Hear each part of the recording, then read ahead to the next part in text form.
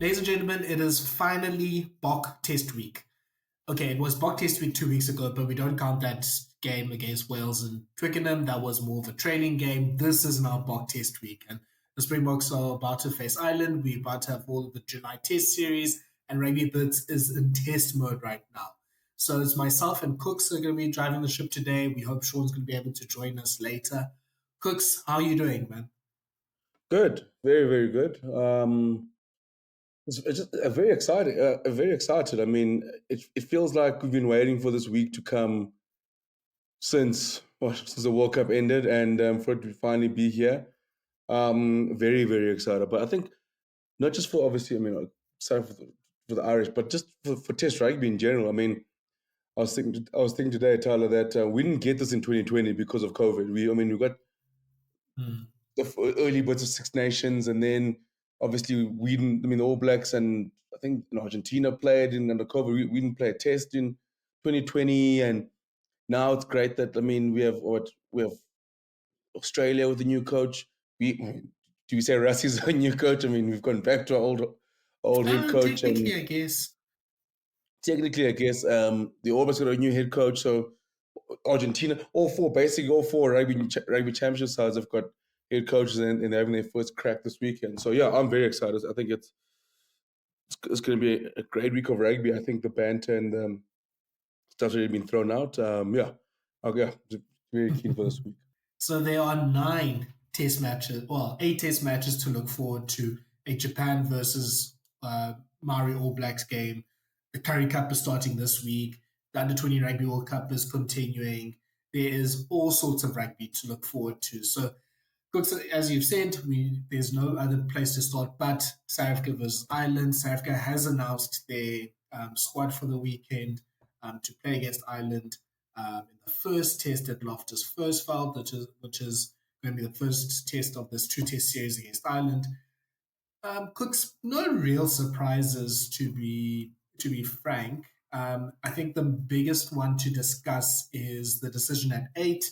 We thought, I think, after the Wales game, that Evan Roos would probably get the eight jersey for the Irish series, given that there was injuries or suspension to Jasper Wiese and an injury to Cam Hanekor.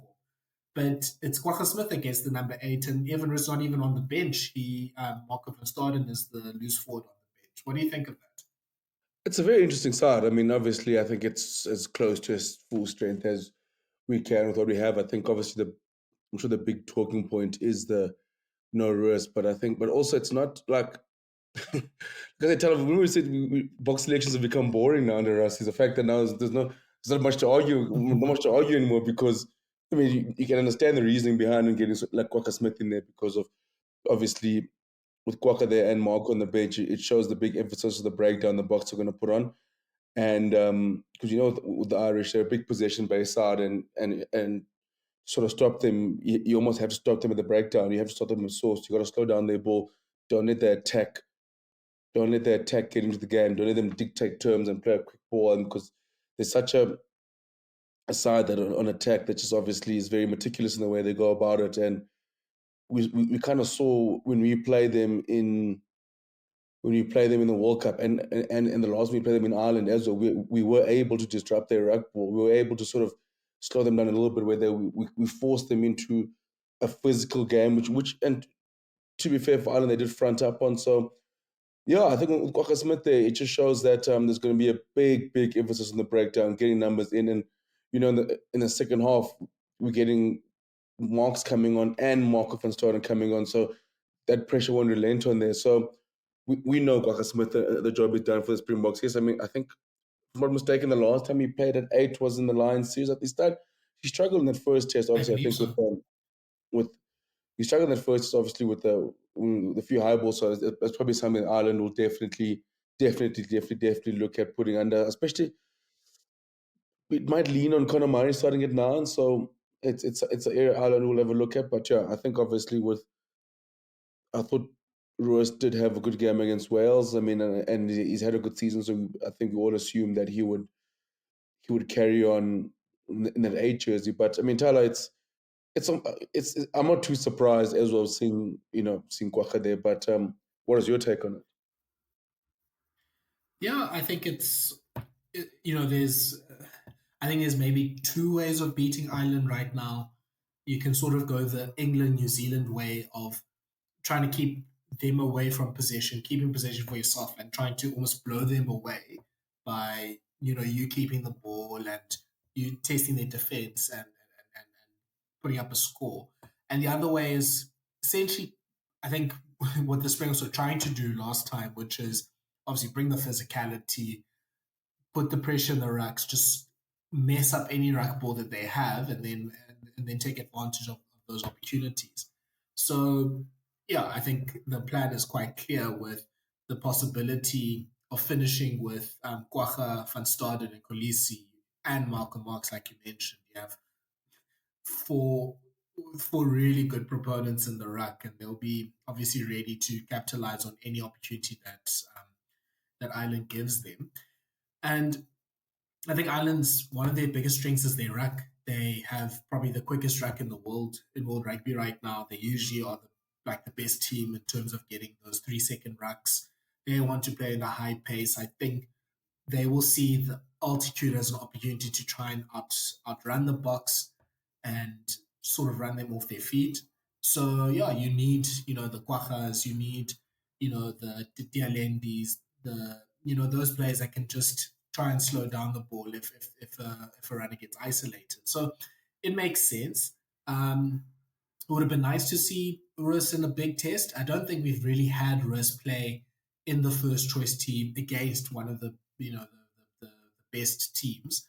So that's probably the one sort of disadvantage. But the Springboks, I think the Springboks 6-2 split works best when we have a full tight five to replace and not two loose forwards.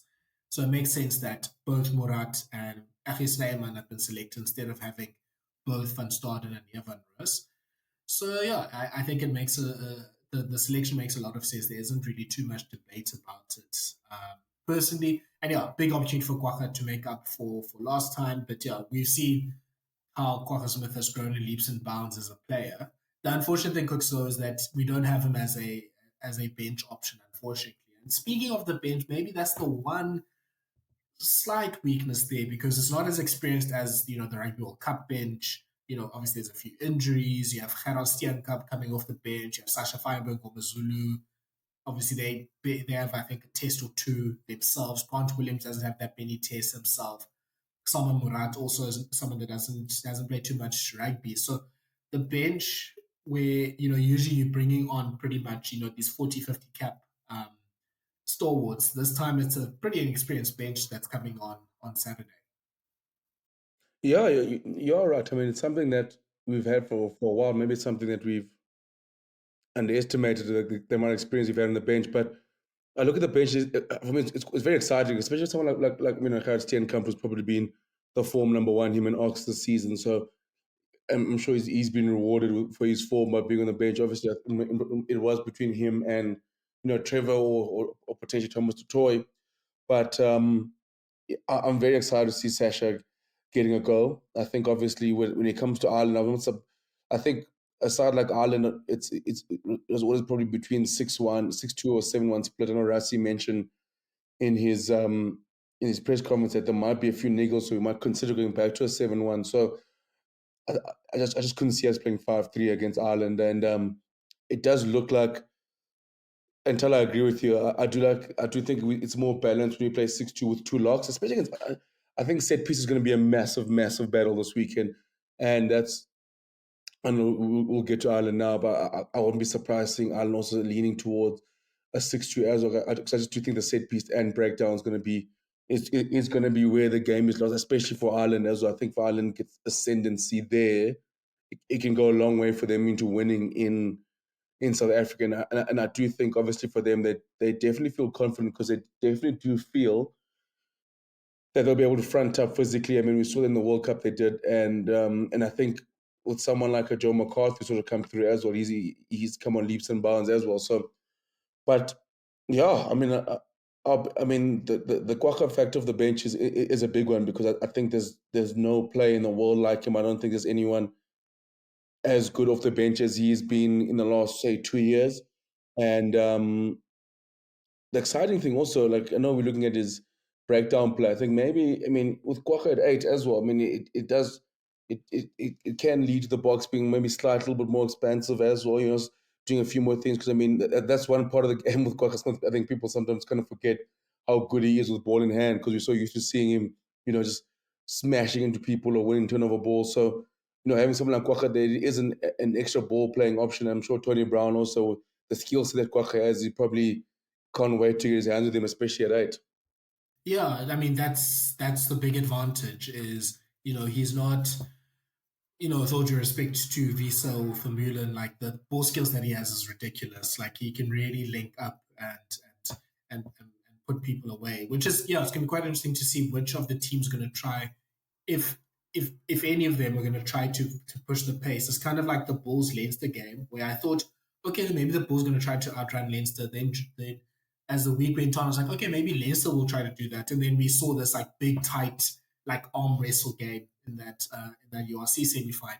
So you can see the dynamic be the same for the Bok Island test, where both teams could see, okay, maybe this is our chance to run the opponent off their feet. We have the players, we have the skill set, and then it turning into a tight game. The one thing that I've seen I was just looking at some of the stats from like previous big games that Ireland has. They usually are good at winning turnovers. Like they win a ton of turnovers, and obviously that's through Van der Fleer, Doris, James Lowe, Bandia Key. But yeah, I think in particular with the loose forwards would be very important for as a big thing from as a change from September last year is the loose forwards have to win their loose forward battle against the Irish. And obviously, the Doris van der Fleer Omani loose forward trio is going to be that loose forward battle is going to be epic. Um, let's look at the backline cooks. I mean, no real surprises. I think now I think we've known since the World Cup last year that Orense and Colby are the first choice wings. JC Creel's obviously done his job to keep the number 13 jersey. And I mean, Lukanyam's still coming back from injury. Rassi did explain the picking of Sacha Feinberg-Mngomezulu instead of Mani Libok, obviously in terms of the versatility he offers, and that if the box going 6-2, that Sacha does cover more positions than what Libok does. But yeah, I think the main thing for the backline, obviously, Andre Pollard has. And this is something that Harry Jones, a friend of the pod, has been on this week on Twitter. Is he said he's found that Andre Pollard hasn't really played that many minutes against Ireland in his career, and that's coincided with Ireland having this winning streak against the Boks. And even if you add the 2016 Test series, like they probably should have won that Test series, and they've been unbeaten ever since. So obviously Pollard will bring better goal kicking, which was a big issue in the last two Ireland Test matches. But I think the kicking game, especially with no Hugo Keenan to punish the Springboks, will be quite key. Yeah, it's going to be massive. I mean, our backline again. I think it's just great to see. Obviously, Henry back at 10. It feels like it's been a while since we've seen Henry play a Test match in South Africa. Obviously, he had his injury scare last year, but yeah, I'm keen to see how he goes. Obviously, I mean, like you said, his goal kicking speaks for itself. He's at another really good, strong club season again. He's been playing good rugby, so that's going to be great. I think for me, the biggest one is having Willie back. I think that was the worry for a lot of Springbok fans, especially with Damon Willemse being out.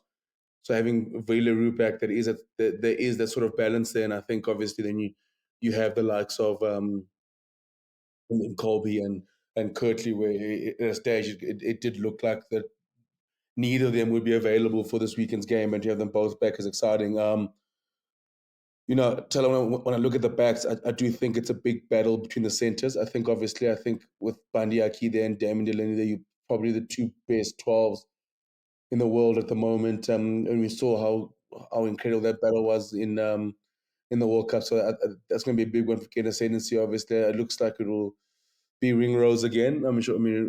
Especially after you play the semi-final against the Bulls, and he looked like he was sort of back to some sort of good form. I mean, even though it's coming from injury, so that battle's going to be huge. Krill has done well to almost make that jersey his own again. So I mean, it's in a position where we can not pick a Lucanio Amus when Rathiedem said he's back in the squad is.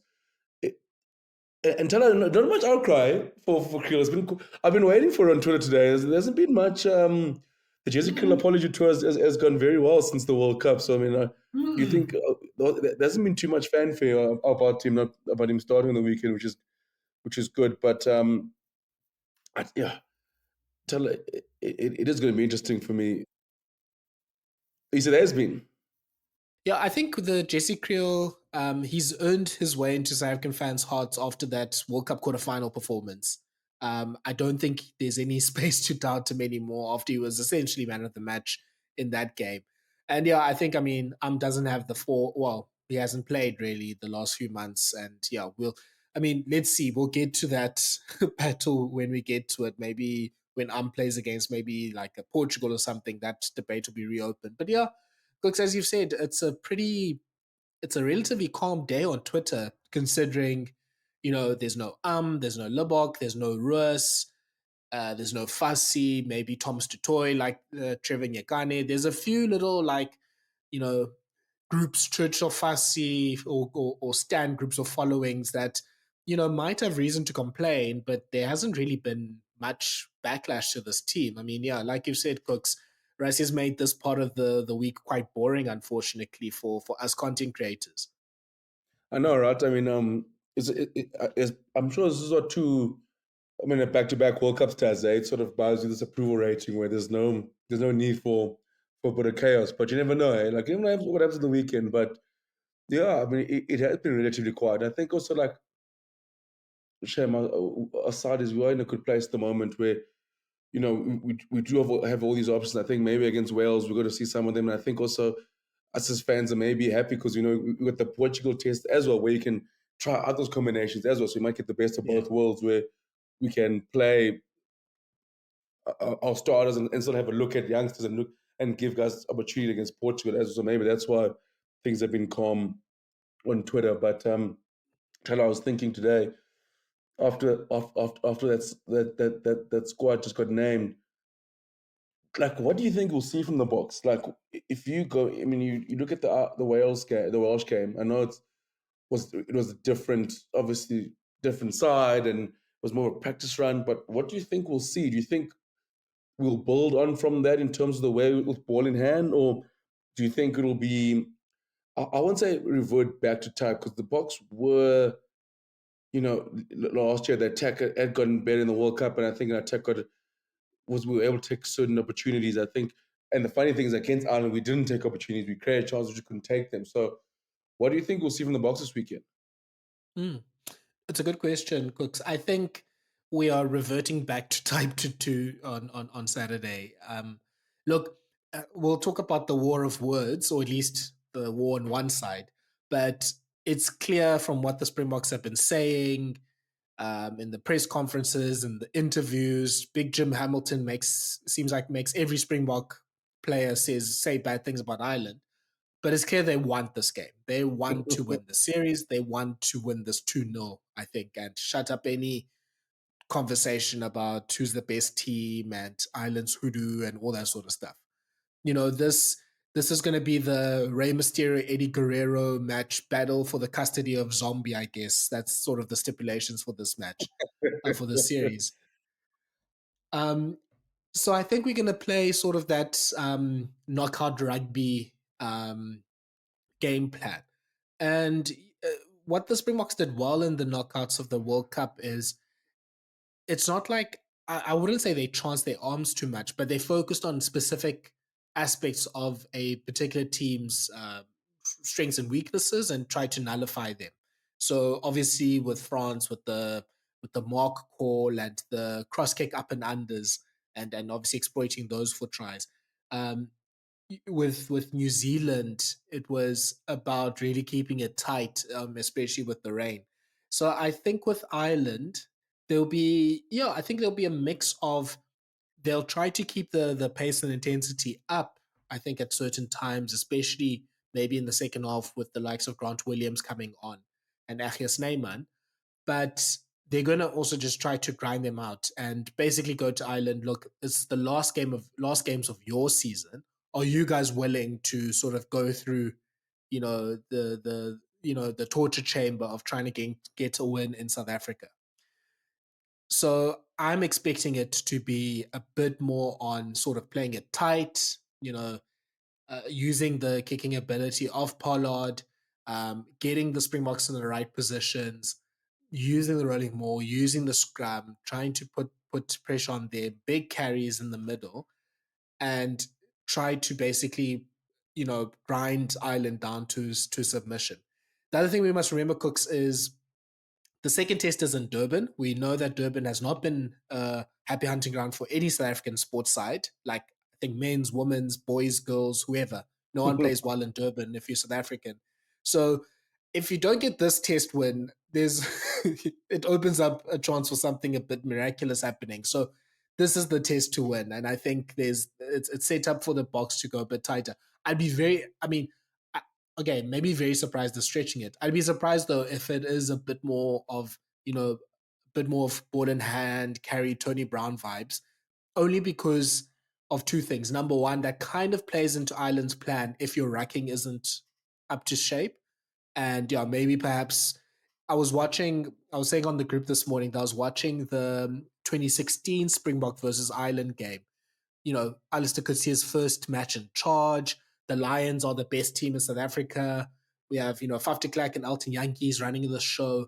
And you could see sort of the advantages of, the forwards are in different places. It's a bit more expansive. We're playing off 10 a lot more, which is awesome. But you saw the issue was the rucks, and Ireland just capitalized on that. And that was with all due respect, the likes of Rory Best and those sort of players. Like Josh van der Vrede and Kalen Doris are going to eat that up. Dan Shear's going to eat that up if we play a bit too expansive and aren't really attentive to our rack. So I think because of this is basically a must win, we're telling Tony Brown to take a small rest, give us one or two backline moves from set piece, but we're going to play basically the old fashioned Springbok way and maybe see the development in other test matches. So I think that's going to be a factor. And yeah, I think using sort of the psychology of the Leinster boys coming down to the Highveld and losing a few weeks ago against them, and just saying this will basically be the same sort of match as you had against the Bulls, which is tight and compromising, territorial battle. Ask of you to make as many hits as possible and see if Ireland is willing to do this, because yeah, obviously, at least from the Irish rugby Twitter, a lot of them are basically almost over this season and not really. It seems like they're almost over this tour in a way, because they can't be too fast about it. So I don't know if I doubt the players think the same. I mean, we saw what they did in 2022 against New Zealand, so they're very much up for it, and I think they see a chance for history here. But yeah, I think if you make them win it the hard way, it'll be better than maybe trying a few things, playing a bit wide, trying to outrun them, and then that's blowing up in our faces. Yeah, I agree. I don't think we'll see the same thing we saw in Russ's first Boks as head coach in 2018, that 42-39 match against England. Well, I hope not. I hope not, especially if we were down about 25-0 about 20 minutes. So, Thala, I agree as well. I do think that this weekend's game is going to be a massive arm race. So I think not that because of I think the Boks obviously we tend to do, like I say, we tend to sort of slow, but I think it's like with the changes we've made and the fact the war of words we've had, and we both sides really want to win the series. I think obviously, when the Boks go to work, it's they go back to that fuck them up physically sort of tactic, which Mm. tries to us wonders. I was thinking today, and I was watching. I want to rewatch the Chasing the Sun episode when we played Ireland, and Russ was like, "I'm so tired of these guys," and they call them their tricks, and that they have all these things that they're doing, and the best way to do it is just basically just it. That's going to be the great thing for the Springbok. I think was with Ireland, the best way to stop it is at source. You're messing up their rug ball, sort of creating a little bit of slow ball. Then because once if Ireland gets quick ball and they go to work, I mean, they become very hard to stop, and their attack is just.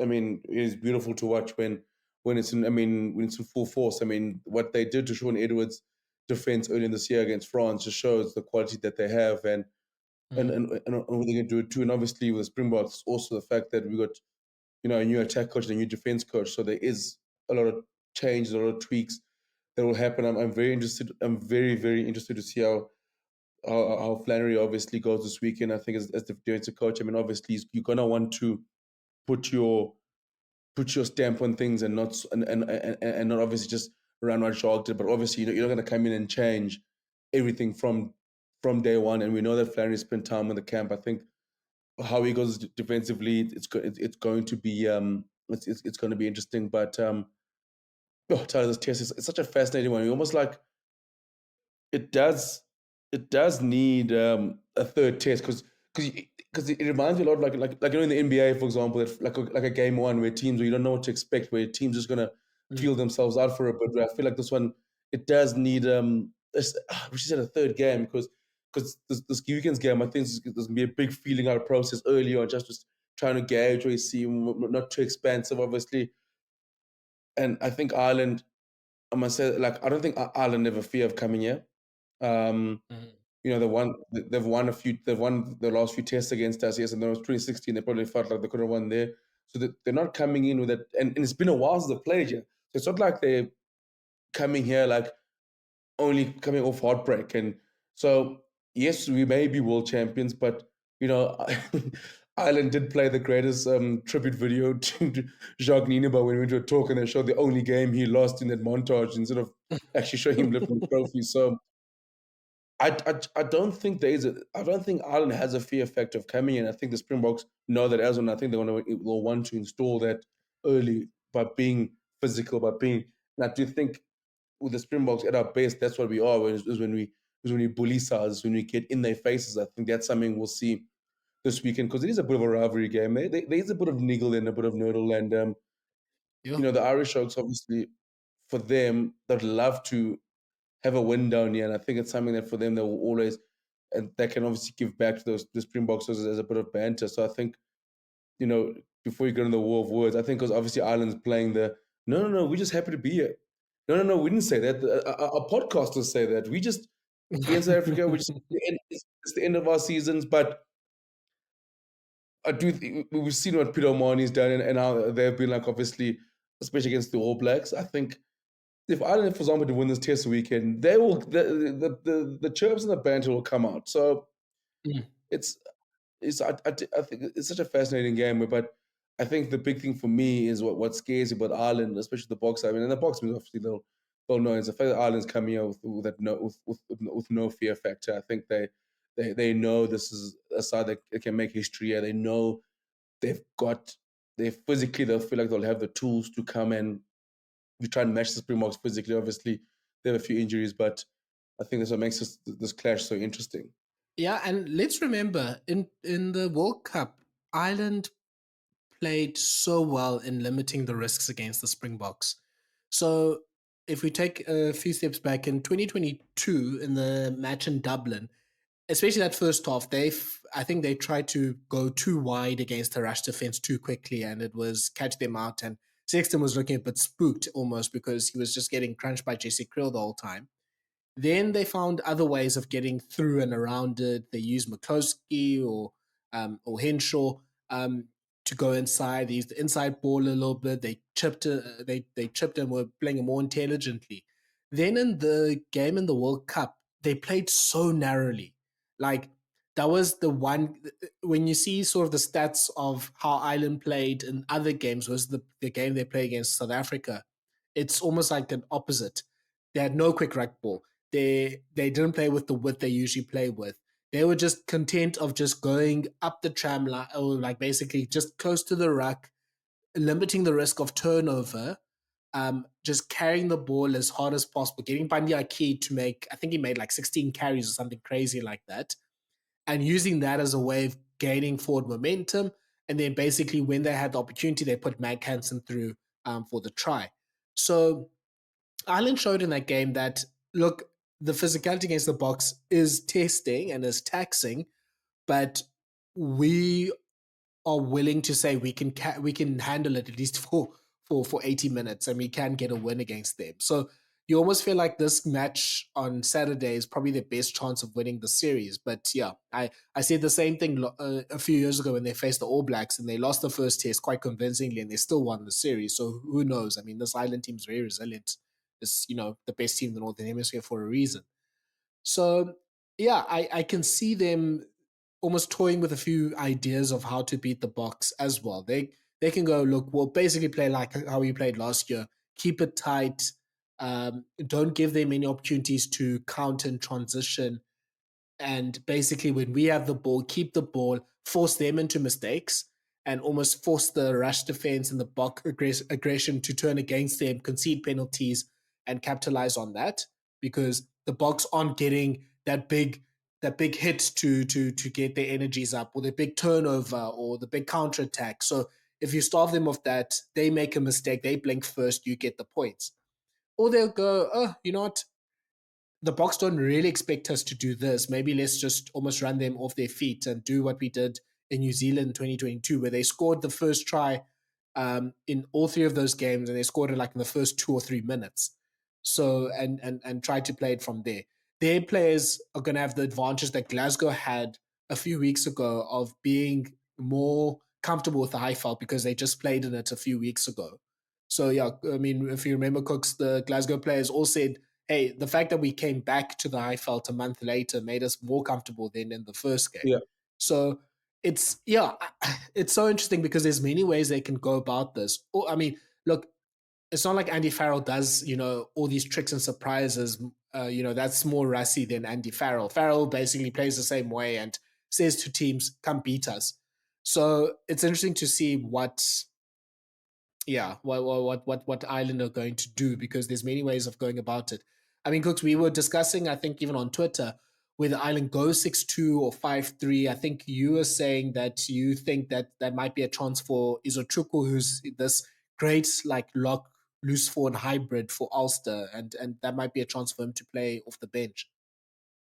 Yeah, I mean, I wouldn't be surprised if they go, 6-2 as I was throwing in something like Izuchuk. So, you do think you do think Ryan Baird will probably will be that lock flank cover, but I would love to see someone like Izuchuk for them, give them a run. I think obviously to go with in his first game of fronting up a little bit more physically. So I think with Ireland the approach is going to be one of where I don't think it will be as tight as it was in the World Cup game. So I think they will also want to test out Flannery's the new defense in the Boks, new defense structure. I think with defense with it being new, I think they will look to be a little bit more expansive.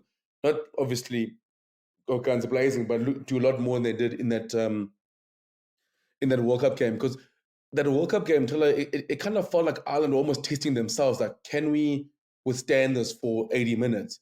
We're not gonna go wild, like almost they were like almost daring themselves. Like, can we survive this onslaught for this long and play in this sort of style? And obviously, it's easier when it's a pool game because you know that like you know that like for our pool for sake was I think when Ireland won there they essentially through or they had a second chance to go through afterwards. So I think this time now we will see them probably maybe a little bit more expansive. And also I think what people forget is the URC factor as well. Like you mentioned the altitude. You look at the Munster players, for example, they've never lost a game in South Africa. There's a confidence You mean they take from that. Yes. Munster, our fifth SAURC side? Yeah, pretty much. A fifth URC side. So I think like the Munster players would have confidence of winning. I think obviously the Leinster guys. I mean, some of them this is the second time in South Africa, and we've been in Leinster's been playing URC for the last 3 years. So they've at least here a month ago and they experienced it. But they'll look at the likes of an Omani and a Tide Burn and where they're going is where they're going, they're like, well, we've won here before, we've won competitions here before, we know how to cope with this. So I do think, I do think with that URC factor that does play into their hands, and you know, Andy Farrell is also the type of you're right. I mean, you don't get many tricks with Andy Farrell. I think if he goes 5-3, I wouldn't be surprised. Like he says, go to 5-3, pick three backs, pick pick three backs and stick to his game plan and where he does best. But from Irish side, Thala, I think the Gibson Park loss is massive, but I think the Hugo Keane Yeah. one is even bigger because I'm a big Jimmy O'Brien fan. I've liked the look of him for Leinster. But he tends to lean towards Frawley. Maybe, I mean, he's got a few caps there. I wonder how he'll go. I know some Irish fans maybe said Lama, but I can't see Lama. I just can't see them going with Jordan Lama in a test like this, where I think the Boks will probably have a field days in sending him box kicks. But since the last time we played them, I mean, there's no Keenan, there's no Keenan, and there's no Hugo Keenan, Gibson Park. Mac Hansen as well. Sorry, I was Oh, thinking of that Mac yeah. Hansen. No Mac Hansen as well. No Gibson Park. That's three big, big, big players for them missing. So since the last time we played them, that's I think in the backs for them. That's going to be the big one. I think forward wise, I mean, I saw you put together an Irish and South African team. It's very split. If you do them, it can be an 8-7, it can be a 9-6.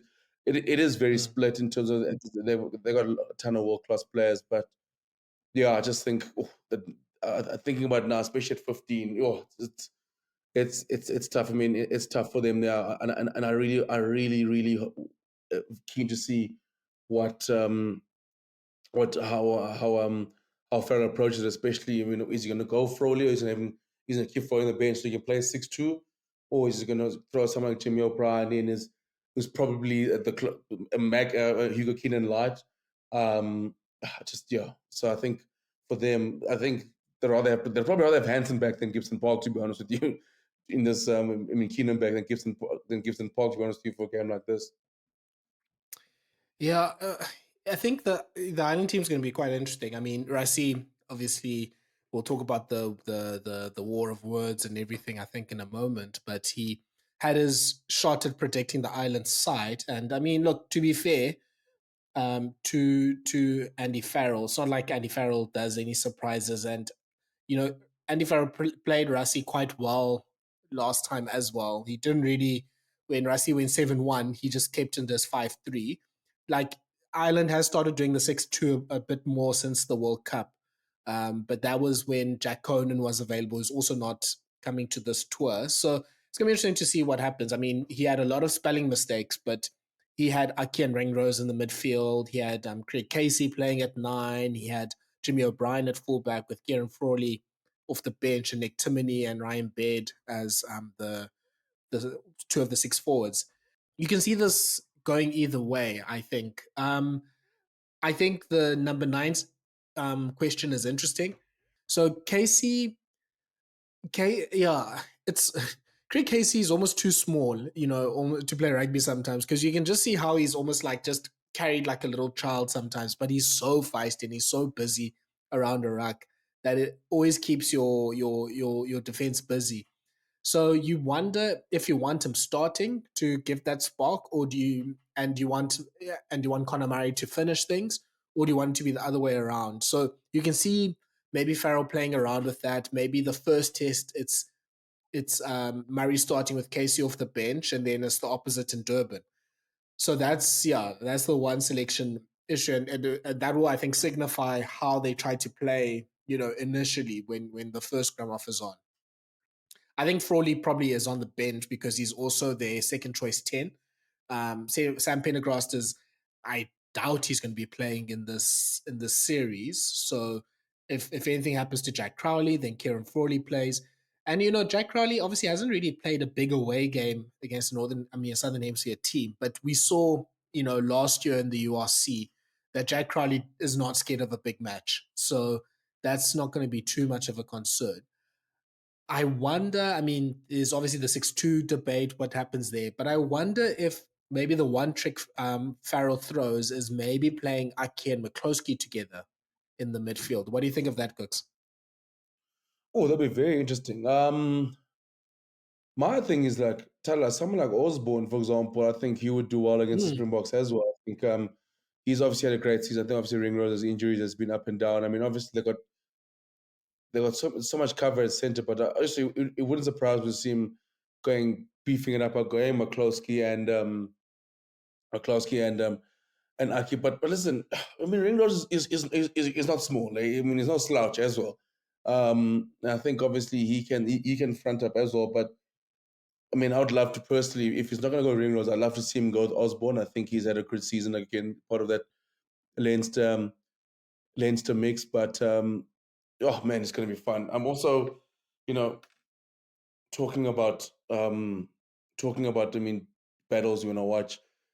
Oh man, I just can't wait to watch Tyburn and Joe McCarthy versus obviously Franco Mostert Ooh.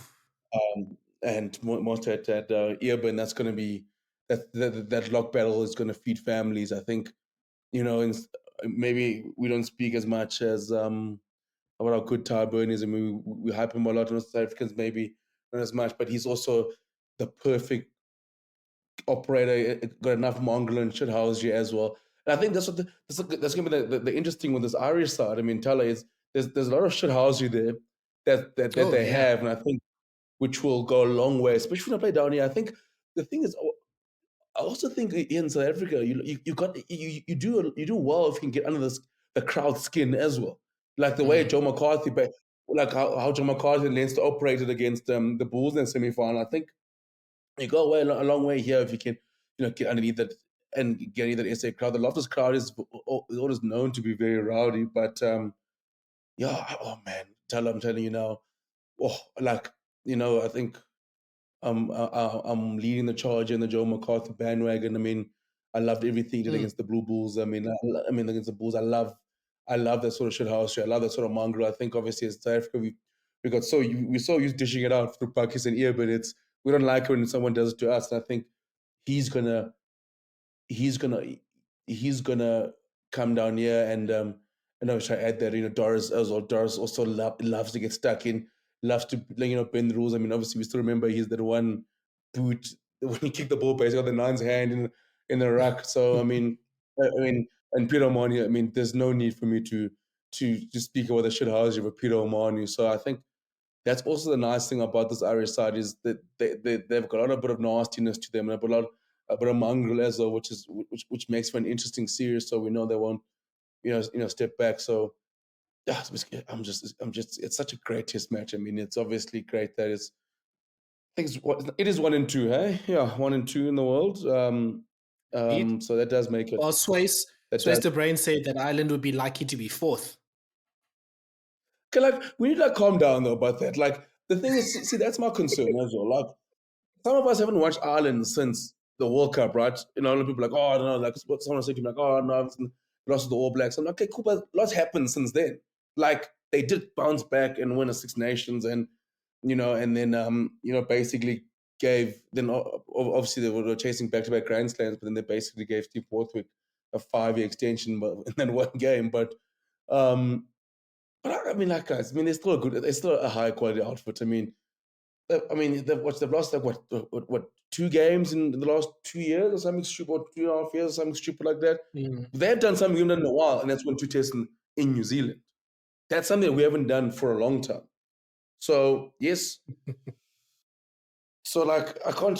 It's hard to say like they shouldn't be fourth. And yes, I understand they got knocked out in the quarterfinal, but I mean, but we're in the new year now, so they've played. They already played 6 tests already, or 5 tests already. So they're still a high quality outfit. So I feel like the war of words is starting early, but like let's at least give them some sort of. I'll give them that respect. I mean, I won't go not as much as I did before the World Cup, and they let me down again. But I'll give them that. I'll give them that much. They shouldn't be fourth, but they shouldn't be first. So two or third, just second or third is fine.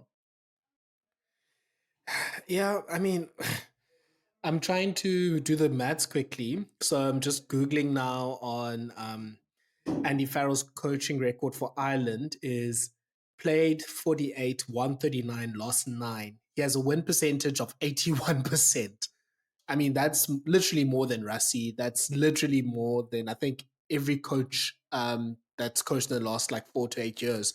So he's a pretty decent coach, Andy Farrell, and Ireland's been a pretty decent side, apart obviously from the World Cup quarterfinal curse. So yeah, first of all, a very good team. Second of all, Sways the Brain. I don't know what you're talking about when you say the locks of Ireland aren't that good. Maybe the props. I'm happy to talk about the props not being that good. We know that Porter especially is not so good at scrumming, but yeah, those at least the first choice props. I mean, locks with McCarthy and Byrne are high quality. Yeah, as we talked about them as well. Yeah, I don't know. There's a lot happening here, and I mean, well, South Africa said that basically Ireland started it because, funny enough, a former Welsh captain, Sam Warburton, and Steve Borthwick, the England coach, were the ones saying Ireland are the best side in the world.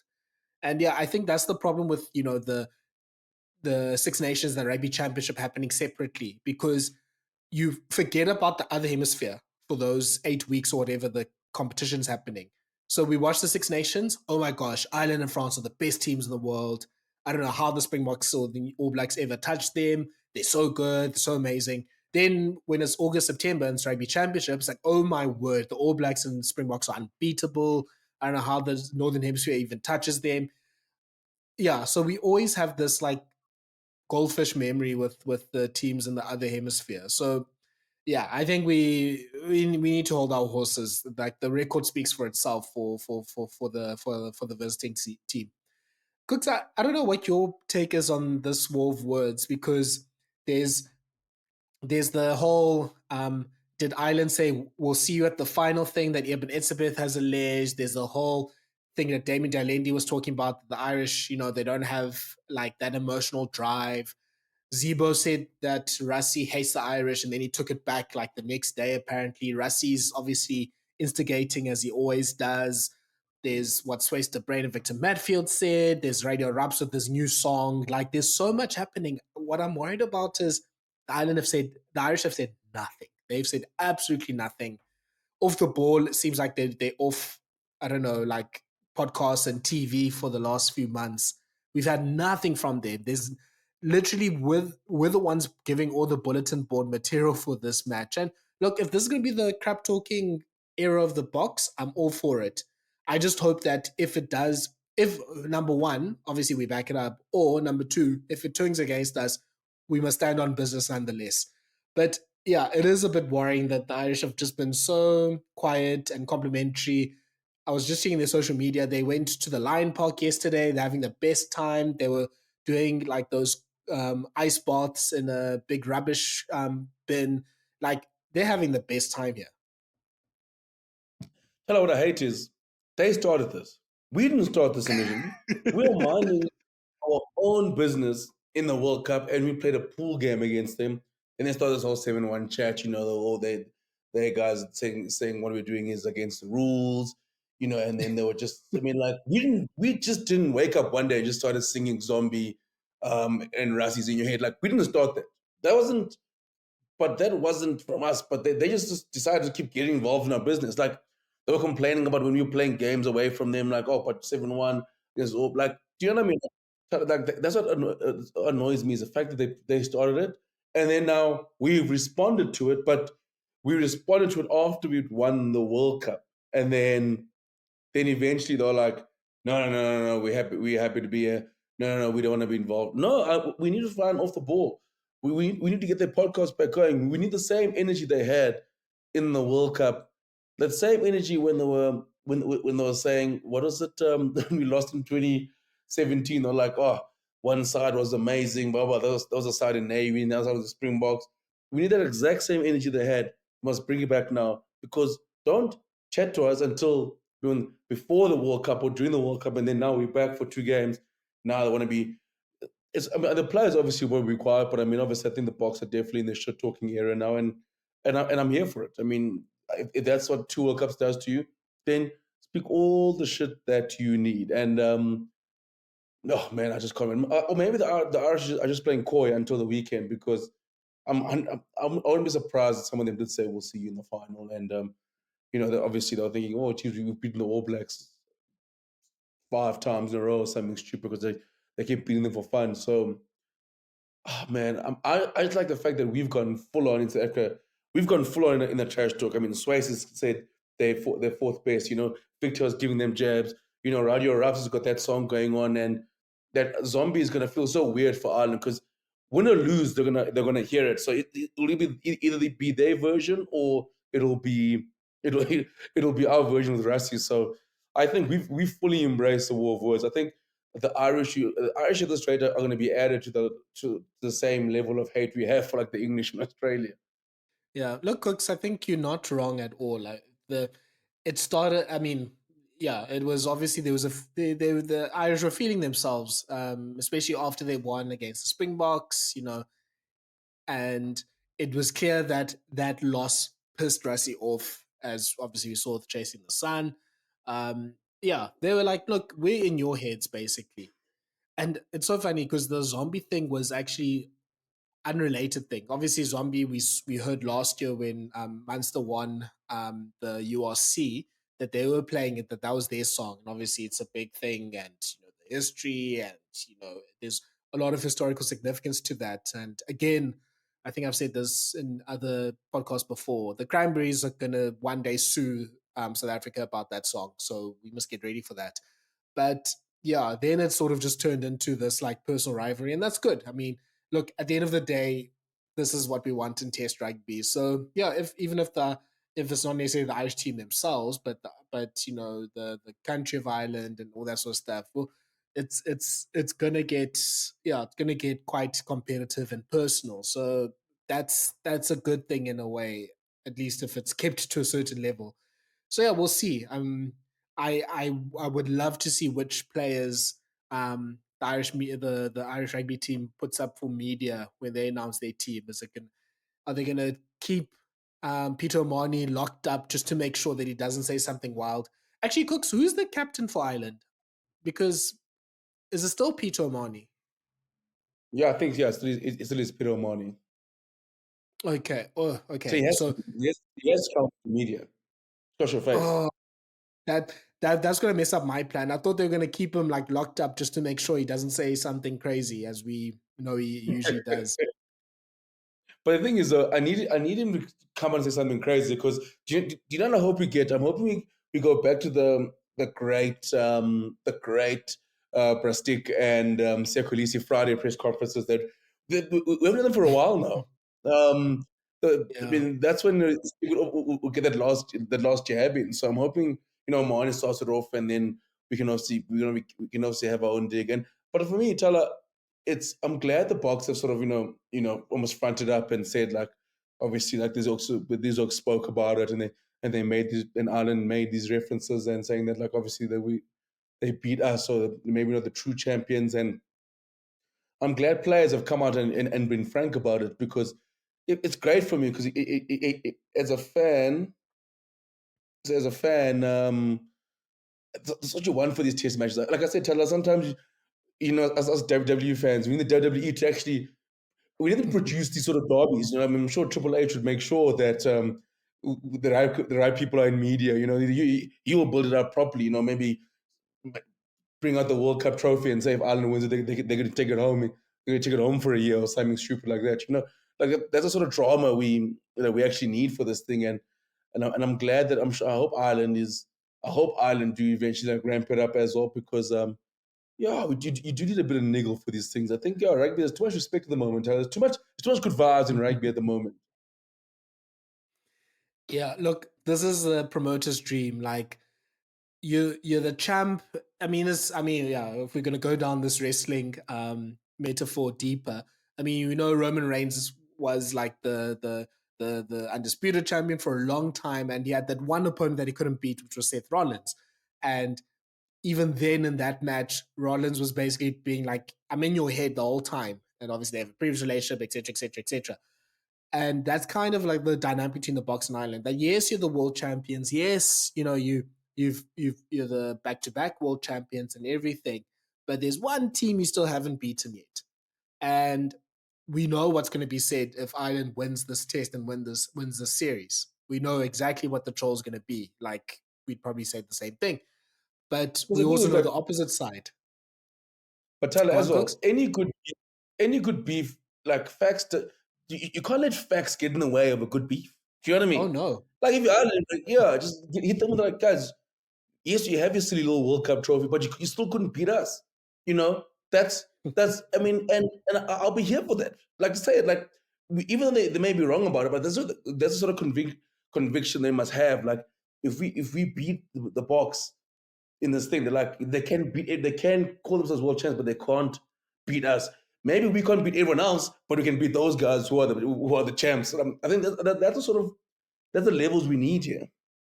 Yeah, like there's no such thing as a lie with these types of narrative battles. It's just all about whatever thing you can push to and that you can believe. And obviously, it's going to carry on social media for forever after that. So yeah, I would like it. It's that's the nice thing about it being sort of spicy. And Cooks, I want to ask you this: is obviously you know there's a decent possibility, if not maybe more than that, that this ends 1-1, which is almost a nightmare scenario, but it's going to be good for narratives. I mean, we saw with the Ashes when it ended 2-2 that both teams were like the moral victors.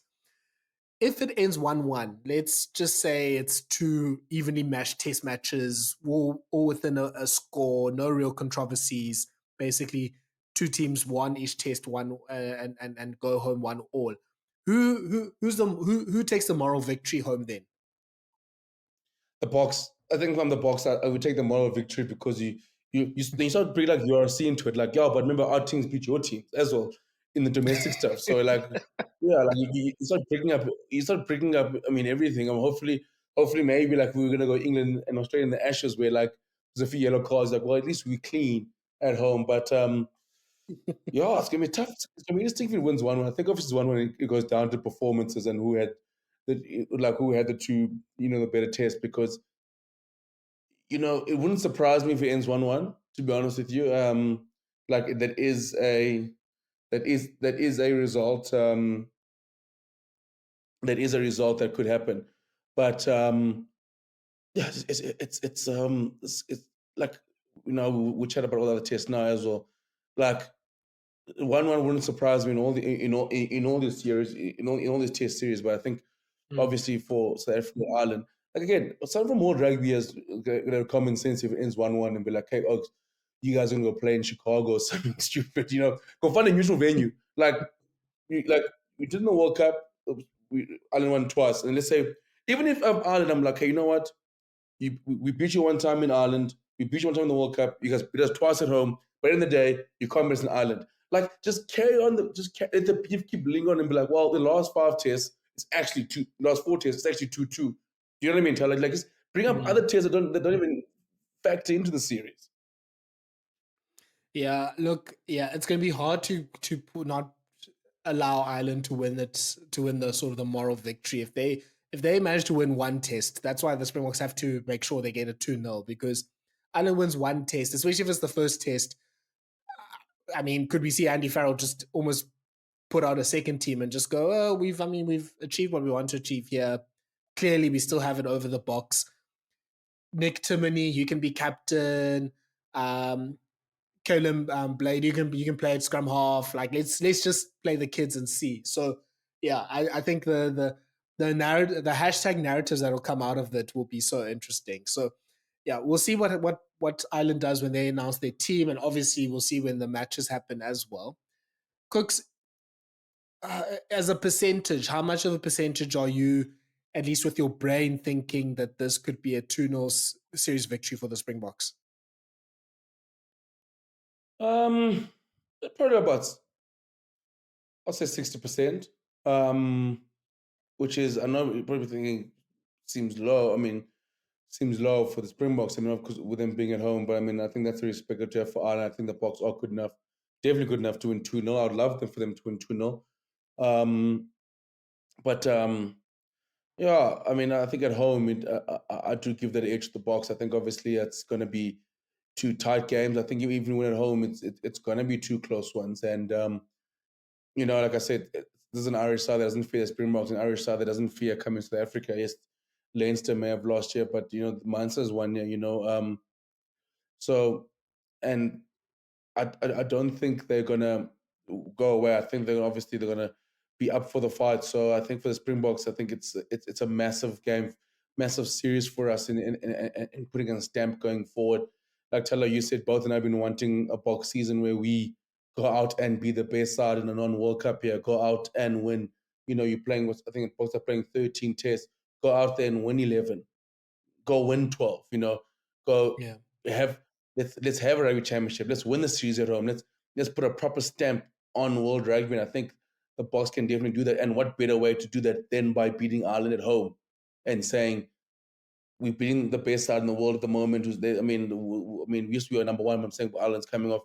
They've already played some test matches and they're flying. They made their mark against France early. I think we now see the Boks make their marker saying we are defending champs. So we are going to make sure we win this game, this series 2-0 and send them packing. So I'll say about 60%.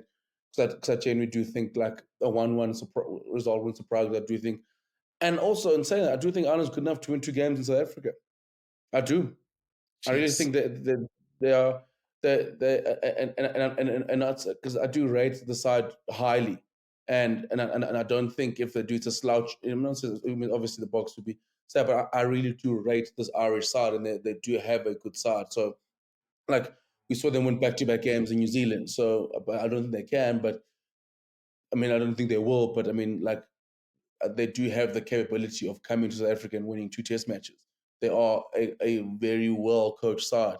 They're a side with plenty of world class players, and they've got in Doris a world. In Van der Fleer, world player of the year. Doris, someone who's been nominated for player of the year, and Gibson Park, who's Gibson Park not playing, but they got a 10 now where Ireland's they're so worried about how they replace 16. The Crowley issue is not even it's not even a key point as much as it used to maybe the start of the year, even though he's got to face a Peter Steph toy test, which is a tough day for many of Flavs or Barrett. So yeah, I say I got the Boks about to say I'll say about 60 to 65% us going or winning both. Yeah, I think I'm very similar to you, Cooks. Like this seems like it'll be annoyingly ending 1-1, and both sides will be able to take their points from it, and we'll be able to continue the narratives up until the two teams meet again, essentially. So yeah, I think that's obviously if from the Boks side, I don't think there's too much like if that happens, like that's not the worst thing in the world. But yeah, I think a 2-0 series victory would send a big statement out to the rest of the world that the Springboks mean business. Okay, Cooks, let's talk about these other tests because yeah, there's a lot to look forward to and there's a lot of spicy ones to look forward to here. Let's start with New Zealand versus England. So England also are in their announcing teams on Tuesday era. So they announced their team already for Saturday. And it's essentially, the team that Steve Borthwick landed on that beat Ireland, that ran France close. And it's trusting sort of the Northampton boys, the Mitchells, the Freemans. It's having Ollie Lawrence in the midfield. It's having George Furbank run things at the back. There's debuts for Finn Baxter and for Oli Slytome. Cooks, yeah, it's funny how one result can change your perception on a team. Like it's similar to how the Boks, when they won in Wellington in 2018, you start looking at the same group of players, and you're like, oh, you're actually a pretty good team. This player actually is low key world class. This player is actually really good. This player is actually much better than I thought they were. And that's, I think, what happened with me for England after that Ireland game. Like, I'm starting to believe that Steve Borthwick could actually do this in New Zealand. What do you think? Yeah, it's like a weird one. It's like no one remembers the Boks lost to Ireland and Australia and Argentina before you beat the All Blacks in Wellington in 2018. Like that's been Exactly. just swept in the past. But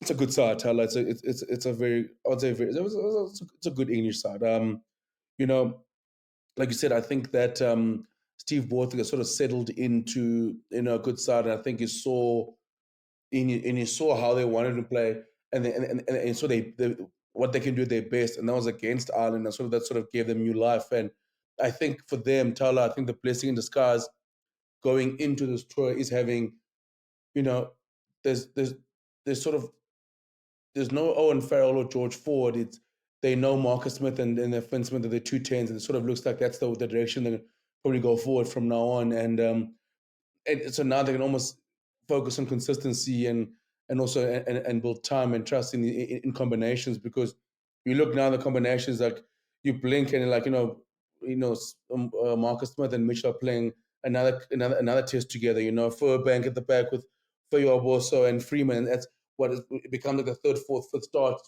together and building continuity. And then like you look at the pack, obviously with England is obviously you're right. Like it's the Joe Marlers and the Dan Coles. Obviously England would obviously would love to have a bit of younger cover there in those positions. But Thala, I look at the side and I'm just like, if there's ever a time you want to catch the All Blacks, it's this weekend. First test, new coach. You're playing. You're playing it. You're playing. You're playing it. They're Dunedin this weekend under the roof. You're coming off. You're coming off a great game against Japan. The confidence is sky high. You you you know the style of rugby you want to play. You've sort of figured out who can play where who matches where, what are the best players for the style that Borthwick wants. If there's ever a time, Tella, you want to play the All Blacks, it's now. That's what I'm saying. Like if you're England, you're coming into this. It does kind of feel like England is more settled than the All Blacks, and that's because obviously there's a lot of changes happening in the All Blacks. Like I do not know what side Razor's going to pick this weekend. That's a scary thing. Like I think there's a lot of ways you can go about this. Whereas England, for example, it's big confidence to put that side out on a Tuesday and be like, yeah, here's our side, we're ready to go. You guys try and figure out what you can do this weekend, because All Black side, there's a lot of big decisions that can be made in that side. Yeah, and there's a lot of, obviously it's a new World Cup cycle, so a lot of experiences left. Added to that, there's players that are coming back from sabbaticals. Bowden Barrett just came back. Adi Severe was playing against accountants and farmers a few weeks ago in club rugby to keep himself up. I think the two big questions, maybe three big questions. Number one is prop. So who's going to play in the front row? Who's replacing? Oh, is it still the Grit and Lomax? Is Tamati Williams fit? Is Fletcher Muir and Ofatunga Fasi going to go? Is Tosi, is he going to play? Like, how are we going to go about that? The second question is scrum half. Like, no, there's no more Aaron Smith. So do you go TJ Perenara and back his experience? Do you go Finn Christie? And yeah, obviously it's something that I don't think has been popular with the All Blacks fans, but do you trust him? Do you trust Ratimal, who's been playing pretty well for the Chiefs? And then at fullback, it's probably Damian McKenzie backing up Bowden Barrett. But then what happens if either one of those two are injured? Like, are you trusting Steve Perofeta to be your backup there? Do you have to reject the back line? Is maybe Razor going to maybe go a bit more 6-2? Like, there's so many options there. And it's a good thing. I mean, there's a lot of talented players, but you can see there's a few holes you can poke at in the squad, especially with with a few of the injury concerns. Like Hooker doesn't look great after Cody Taylor because you are trusting Amoa and George Bell, who have 6 caps in between them. There's no locks, essentially. It's Scott Barrett, the captain.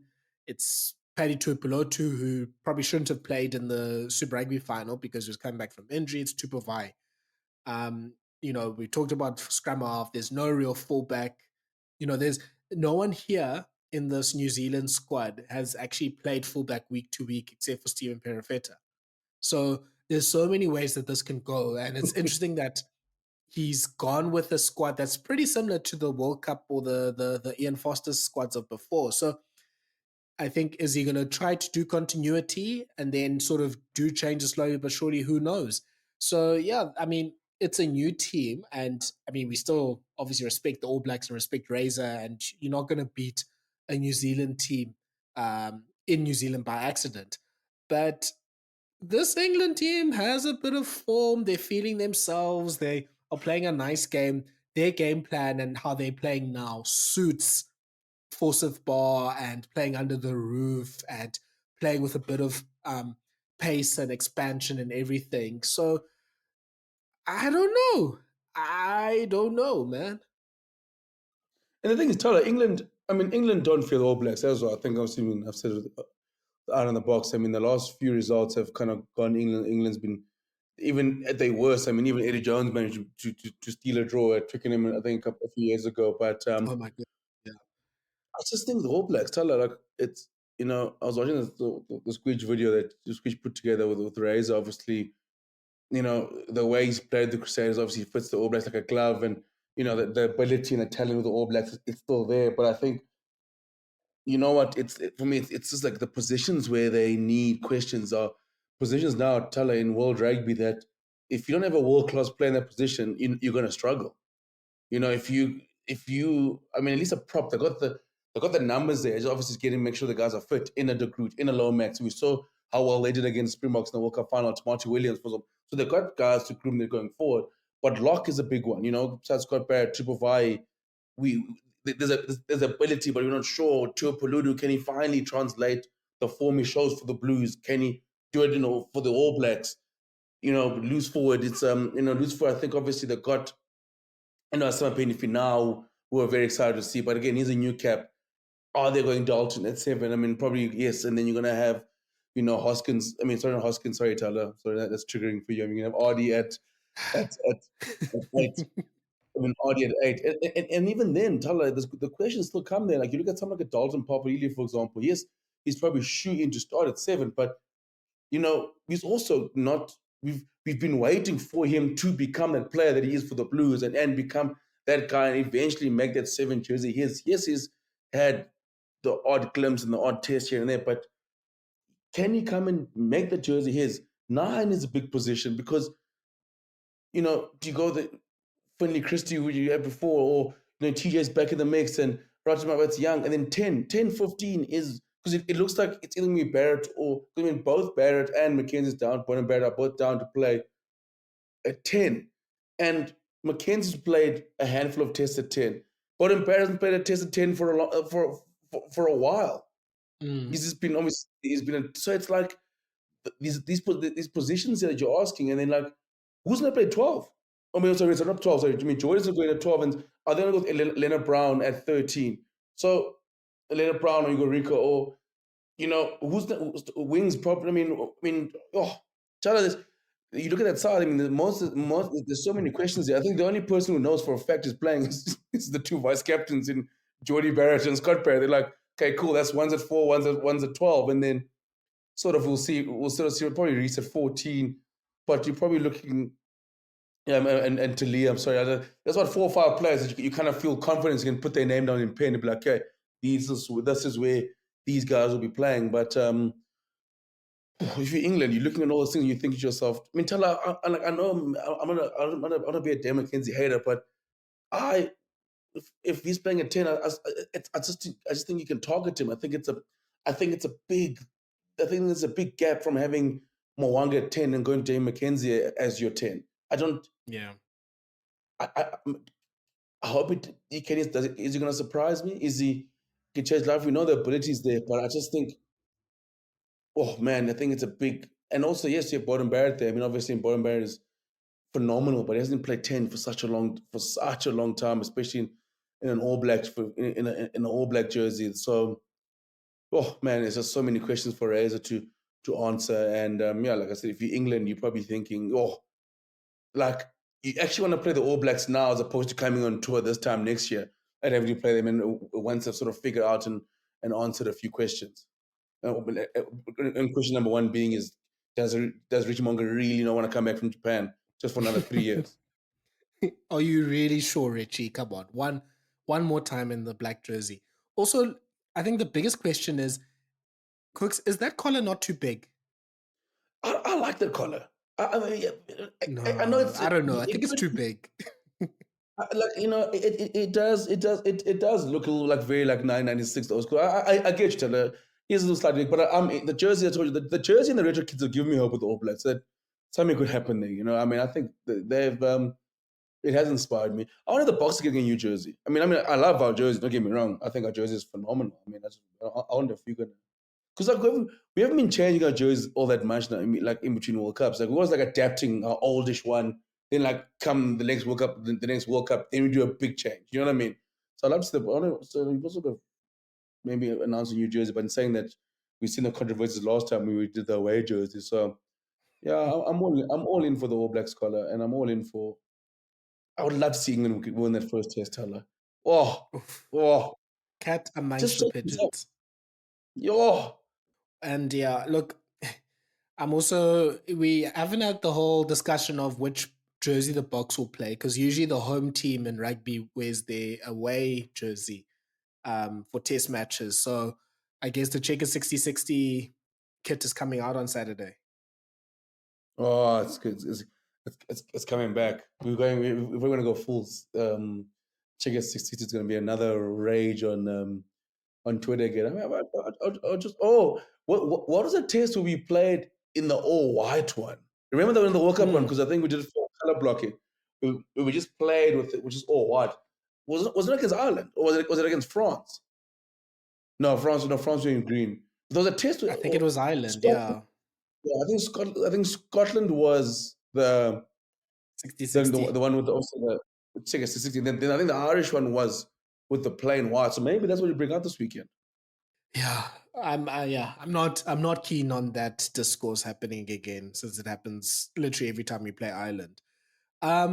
Let's move to the Australia Wales series.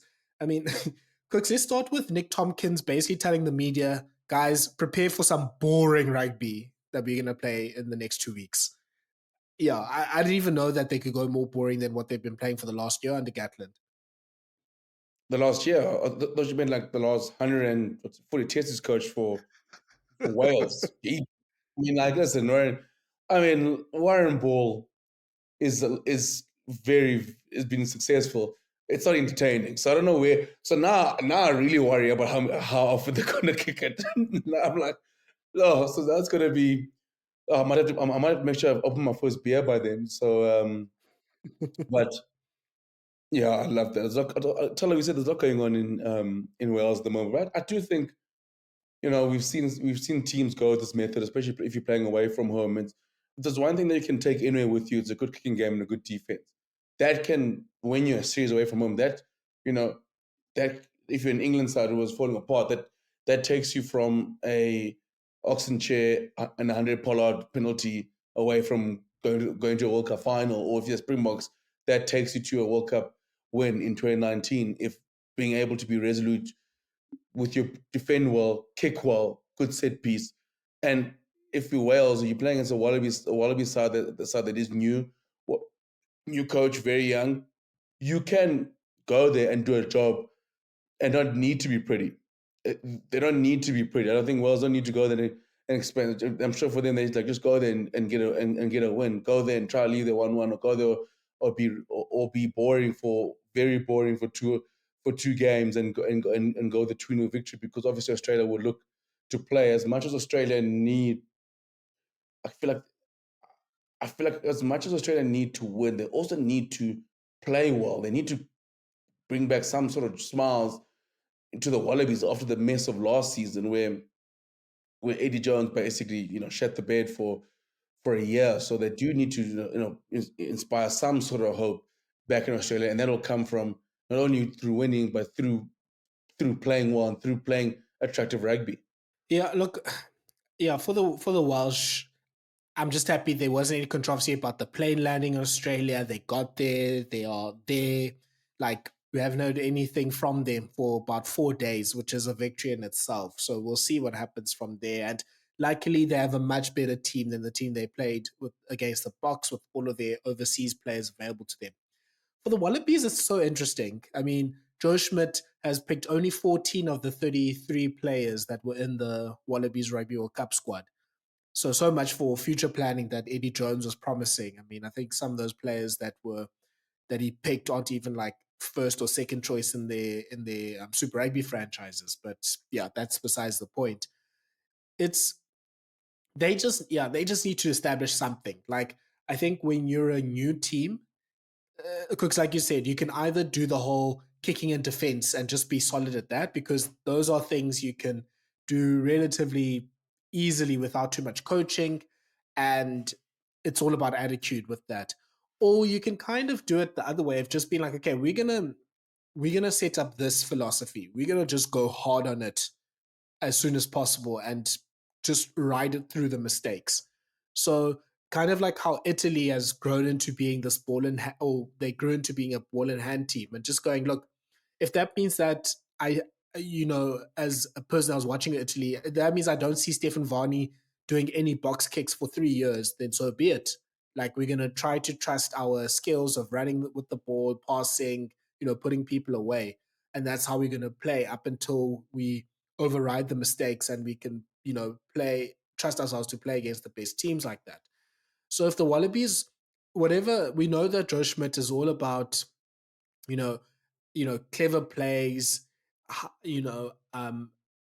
making sure they get position in the right places, running, not necessarily running with the ball without due regard, but just making sure that the territory is set up. And then once it's set up, you're not taking any sort of unnecessary risks when you have the ball in the opponent's territory. So we'll see how that goes with them, and we'll see if he can just set up that way of playing, because you know, it's not necessarily the most ideal start from in terms of like all the injuries that the Wallabies have had. Like, they don't have Angus Bell, who's probably their best player in Australia right now. Obviously, we know about all the league converts that are about to happen. Curtly Beale injured his Achilles, and he was in the squad, and pretty much the only guy that had more than like 20 caps, it seemed like, in the back line. All of these things are unfortunately going against them, but there's a chance to start afresh. It sounds like the rumors are they're going to play Tom Liner at 10, so that's going to be quite cool. They're going to have Liam Wright as captain for the tour, which is awesome as well. So, yeah, it's almost two almost unknown teams going up against each other. And both teams can't really afford a 2-0 series loss. Like, which is why I'm sort of leaning towards this also being a 1-1, where, yeah, maybe Wales pips one in the second series and Australia can win one convincingly, and then both teams go home happy. But yeah, I think Wales can't really go home with nothing, because all the sentiment is turning against Warren Gatland, and he's no longer the flavour of the month. And Joe Schmidt, 2-0 will be a disaster. I mean, 1-1 is already hard to justify, but 2-0 will be an absolute disaster for his start. So it's going to be interesting to see how these two teams play. And yeah, I think there's a lot that I'm excited about, because there's some players I think in both sides I haven't seen in a long time, to be honest, because of, maybe not necessarily watching, the Waratahs or the Rebels or the Force, or watching the Welsh URC teams, or even the Welsh based the overseas based players for Wales. So it's going to be like two teams that are almost like a blank page for me. Yeah, I mean, I've said going into the next World Cup cycle, I think the Wallabies is an exciting job, especially for someone like Joe Schmidt. Obviously, I don't think he takes. I mean, he takes a job like this if he doesn't see the excitement. Obviously, with the home World Cup, because the Lions coming next year. I think this year, for example, you almost like to like it's got a proper rebuilding year. I think obviously for them, yes, results are important, but it's sort of trying to figure out a squad and trying to figure out a plan moving forward. And I think Wales for them is probably the perfect start. Tell you what you want to get early on in terms of maybe like you're not like draw an island your first game as you're trying to figure things out, and you can now you're like okay, where you could absolutely get ripped to shreds, or maybe it's in England coming up now, whereas Wales, I think even Joe Schmidt now, even with the squad now, should expect for them to win at home. Should expect at least to they still should have the players to get a win at home. And obviously, yes, there are the likes of, I mean, the other guys who are very, very inexperienced. But I mean, the other guys have been around for a while. Hunter Paisam, James Tipper, Jake Gordon. I mean, Harry Wilson and guys like that who are around even under Rennie. So, but like now it's, for me, Thala, it's like seeing someone like a Charlie Cale who's been highly talked about in Yeah. Australia. That's gonna be the guys they have. I'm a big Josh Fluke fan. I think he's been good for for the Reds for a while. So it's something like there's players there that I think under Joe Schmidt will do really well. Well, Joe Schmidt, and you know it is. I mean, yes, I look at the job he did with the All Blacks, and he made them. What he did the attack was the ability to add a proper structure and using the players around him. Because what I love with the All Blacks is they were so dynamic. and Ian Foster sort of almost like gave them almost too much free reign, where Joe Smith sort of reined that back in and wanted them to be a lot more direct. But in doing that, opened up more space for them to go out wide. So I think with the Wallabies, there's a lot there to work with, and I do think it's an exciting project. I mean, like, they still have players like a Rob Valentini, who I think is in there, is if not world class, I'm knocking on the door. I think it's been him and Angus Bell probably trying for me are been the two best Wallabies in the last couple of years. And yeah, man, I think it's an exciting job because of, like, they're written off next week. I mean, next year for the Lions tour already. I've never seen a side this written off a year in advance of a Lions tour, and they're hosting it. So, yeah, it's gonna be interesting to see how they go. But I'm keen to see how Joe Schmidt does. Obviously, Wales is just doing anything in itself to feel like rugby's getting in the way of their mess. They're just like rugby's actually adding to their problems. The fact they got like games, but anyway, like Wales is also, like you never know what you never know what you're gonna get with Wales. At least we know now, Thala, like we can expect a snooze fest from Wales. We're not gonna think too far ahead. We're not gonna brace ourselves for anything else. At least the one thing we do know, they've told us immediately. They didn't make us wait till the weekend so we can chill in a bit of snooze fest. Yeah, let's move to some of the other games. So Argentina's also, like you said, they have their Felipe Contepomi is going to lead them out for the first time. They're facing France. France basically picked the non-Toulouse and Bordeaux players.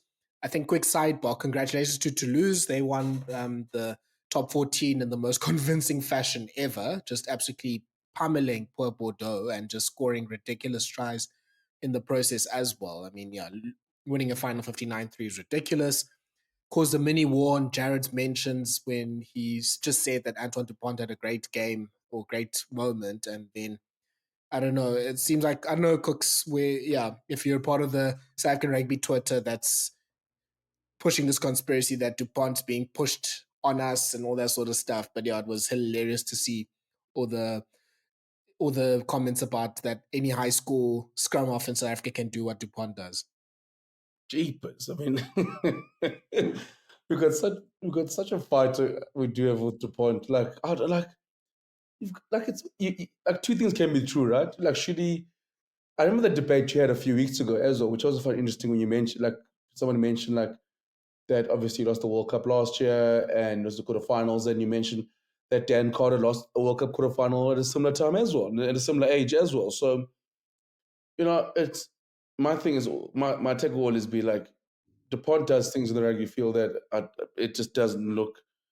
It's not normal. Some of the stuff he does, and he has another good game, and it's not even that he's sort of forced onto us. It's just that he's doing childish things week in, week out, and it's like that's the way he describes it. It's childish. Like it's disgusting, like in a good way. Like it's just like then he'll leave now and go back to the Olympics, and then like his stats will be incredible there. Like what is it? Like he was leading in turnovers and and try assists. I'm like, okay, cool. So you're good at this as well. So and now he's got a double.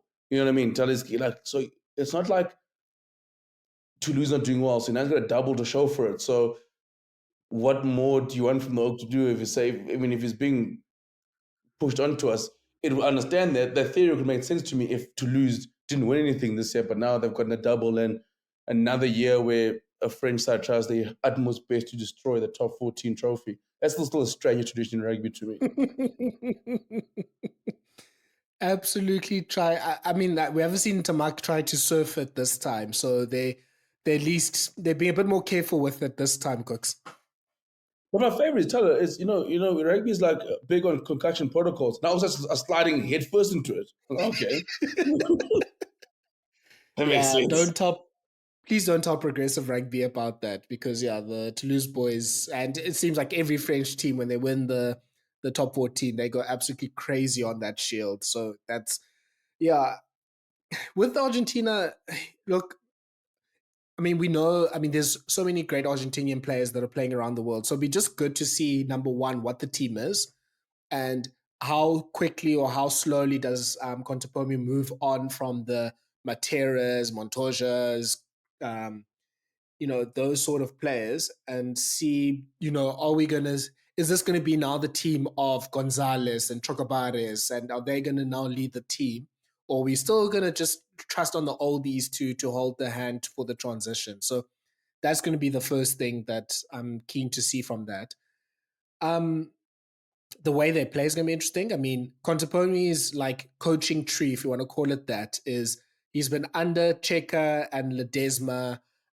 So it's, yeah, like there's so much to read into that in terms of, well, number one, he's going to shout at people at halftime if they're not playing well. Like he's going to absolutely go at them.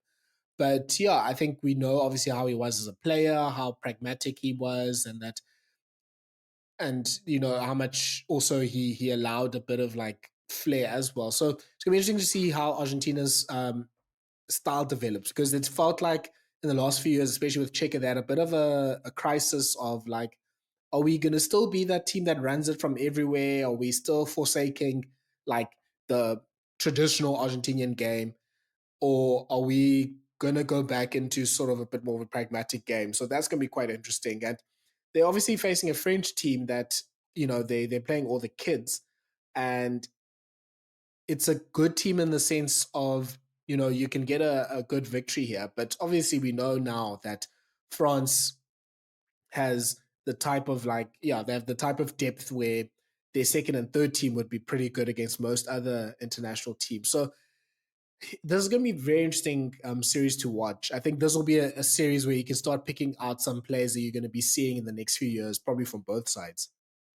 Yeah, 100%. I think for me, it's a series that Argentina cannot lose, even if it's Yeah. 1-1. It's one you cannot lose, especially like you said. It's with someone with basically all the best French players not playing. It's going to be a series, and you're at home. It's a series that's going to be massive for them, and eventually, Thala Argentina is going to come around the corner. You know, it's eventually like they're going to start stringing together consistency, start stringing together. Yes, you don't ask him to win 80%, but surely they can, you know, be good at it. Win all your home games when teams come and travel there. You know, come third or come second in rugby championship. You know, go and like because we know the qualities there, we know the players are there, and I just hope that now under obviously another new coach, and I think under Conte they can find a balance now between being. I think now there's been more enough time being, you know, putting together a proper attack shape, putting together some good skills, and they've got players who are tremendous and who are great with ball in hand, and so and obviously they still got that grunt up front. So, but I mean, I tell you, it comes a point where like Argentina's going to start, like kick on now, and they can't always be that side. I mean, it's been over. You're going to what 14 years now of them being part of the rugby championship, for example, and of being part of the mainstream tier one rugby. So yeah, they just can't lose a series at home, especially yes, obviously France is incredible. Probably besides us in terms of base of talent, probably the best in the world. I mean, there's a factory of players who got down there. I mean, so yeah, just if I'm Argentina, it's more this series for me is more important for Argentina winning it than France. Obviously, France knows they've got all their guys waiting at home, and next year they can do the exact same thing next year because there's already said they're not taking the top 20 players to New Zealand next year anyway in June. Yeah.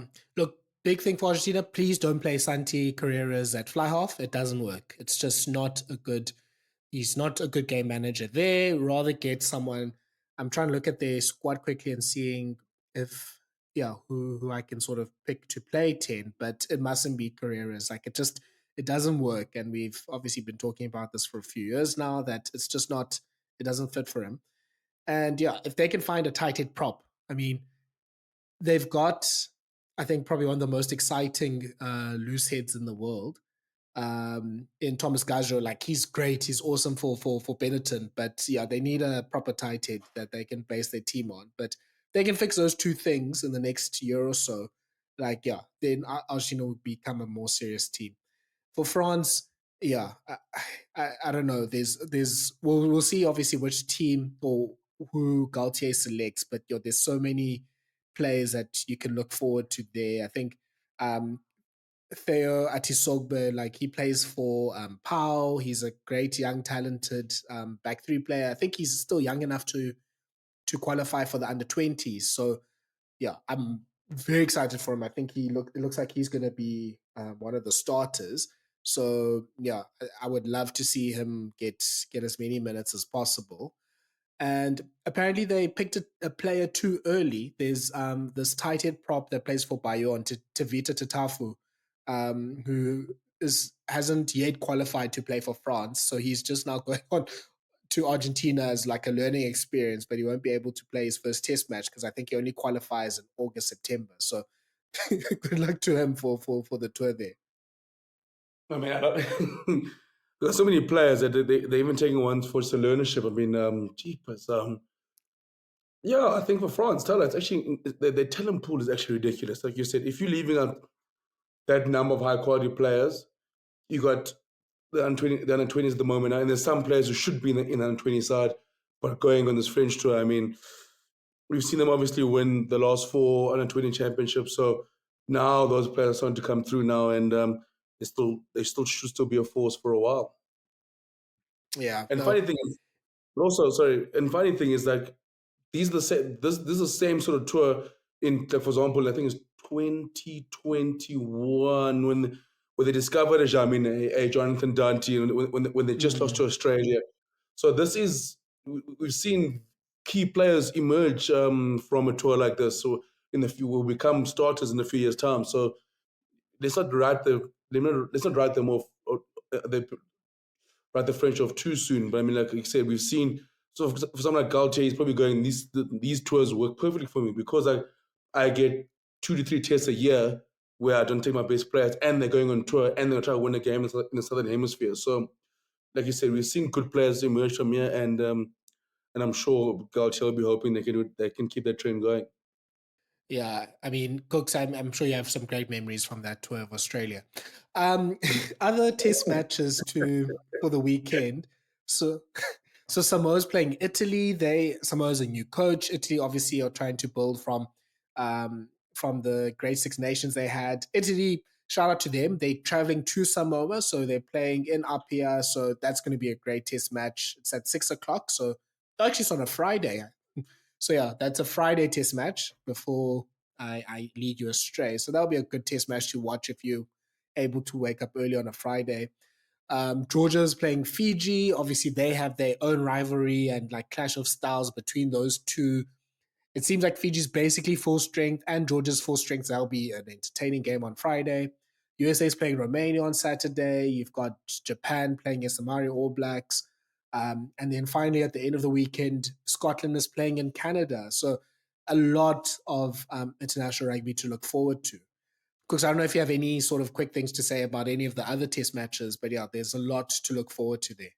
There's so much rugby this weekend. I mean, it's chock a block. I think obviously, I'm just tell out. You must let me know how your boy Hastings goes this weekend in Scotland take on the mighty Canada. Because I mean, those are sort of games that Hastings plays. That's his type of test matches. Is that before Tom Jordan comes and takes over as the second choice? Yes. Before that, because Finn is in the Maldives now, feet up resting. I mean, he can't be playing against Canada. Tyler, come on now.